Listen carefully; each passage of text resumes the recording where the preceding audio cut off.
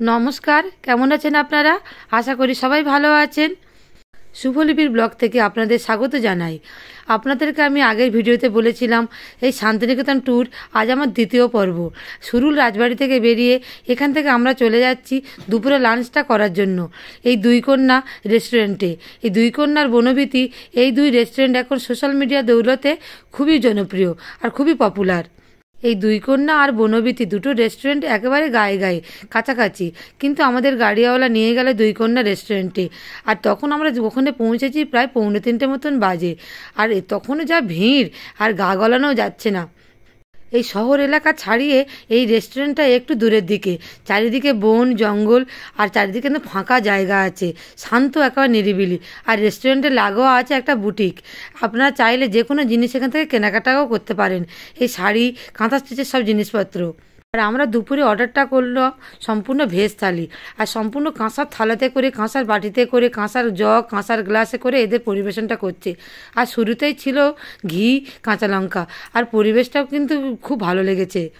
এখন তো কাঁসার থালাতে খাওয়া প্রায় উঠেই গিয়েছে, আর এখন এই যে নতুন করে বাঙালিয়ানা ফিরে পাওয়া, এটা কিন্তু খুব একটা ভালো লাগার বিষয়। আর আমরা যে চেয়ার টেবিলগুলো খাচ্ছি এগুলো কিন্তু বাঁশ দিয়ে তৈরি, আর দেখতে কাঠের চেয়ার টেবিলের মতন, আর সারি সারি একসঙ্গে কিন্তু অনেক লোক এখানে বসে খাওয়া দাওয়ার ব্যাপার আছে।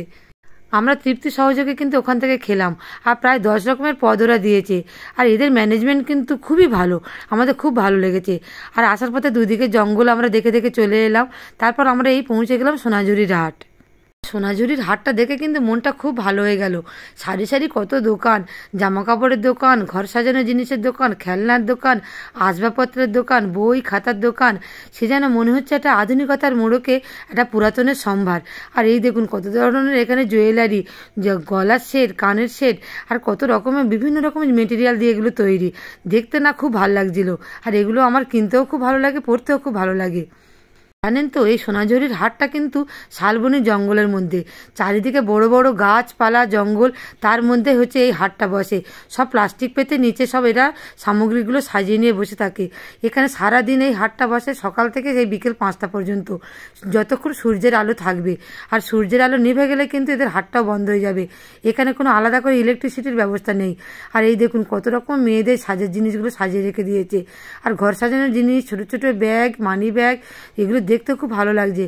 আর আমি এই কুর্তি এগুলো একটু দেখে দেখে নিলাম। এই সম্পূর্ণ কিন্তু কাঁথা স্টিচের জিনিস তৈরি, এই মেয়েদের জন্য ছেলের জন্য কিনবো। আর এই কেনাকাটা করতে করতে আমরা একদম হাটের শেষের দিকে গেলাম, দেখলাম একটা বাউল সম্প্রদায় বসে আছে, তাই একটু মন ভালো করার গানও আমরা শুনে নিলাম। এই হাটের মধ্যে এত ভিড়, এত মানুষ যে দাঁড়িয়ে আছে, আর তার মধ্যে এই বাউল গান, এই মাটির গান, তার কিন্তু একটা সৌন্দর্য ছড়িয়ে পড়েছে।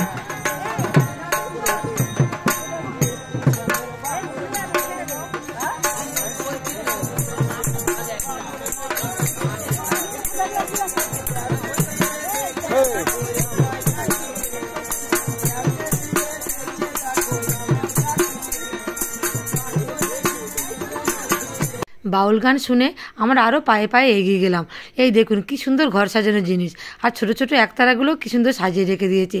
আর শান্তিনিকেতনের মতন এখানে কি সুন্দর সুন্দর ডায়েরি, বই, সেগুলোও বিক্রি হচ্ছে। আমরা আমাদের পছন্দ মতন কিছু কিনে নিলাম। আর এখানেও দেখলাম কিছু আদিবাসী মেয়েরা তাদের সম্প্রদায় এখানে নাচ গান করছে। আর বেলা প্রায় শেষের পথে, তাই এখন একটু ভিড়টাও আস্তে আস্তে কমে যাচ্ছে। ওরা ওদের মতো নাচ গান করছে, আর খুব ভালো লাগছে। দেখুন কি সুন্দর এরা সেজেছে, আর সঙ্গে সঙ্গে এদের সেই মাদুলটা বাজাচ্ছে।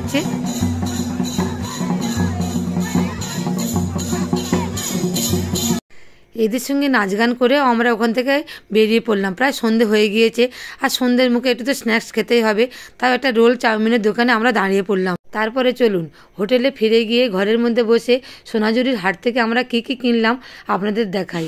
এখান থেকে কুর্তি কিনেছি, আমার ছেলের জন্য পাঞ্জাবি কিনেছি, একতারা কিনেছি, প্রায় 4টে মতো শাড়ি কিনেছি, হ্যান্ডলুমের শাড়ি, ফেব্রিকের, আর কাঁথা স্টিচের শাড়ি, কিছু ঘর সাজানোর জিনিস, ব্যাগ, আর এই তো এখন জুয়েলারি, কত রকমের কানের দুল, তারপরে হাতের চুড়ি, এগুলো সব আমার মেয়েরা পছন্দ করেই কিনে নিল। এই কাঁথা স্টিচের একটা শাড়ি আমি পৌষমেলা থেকে কিনেছিলাম, আপনাদের দেখিয়েছি।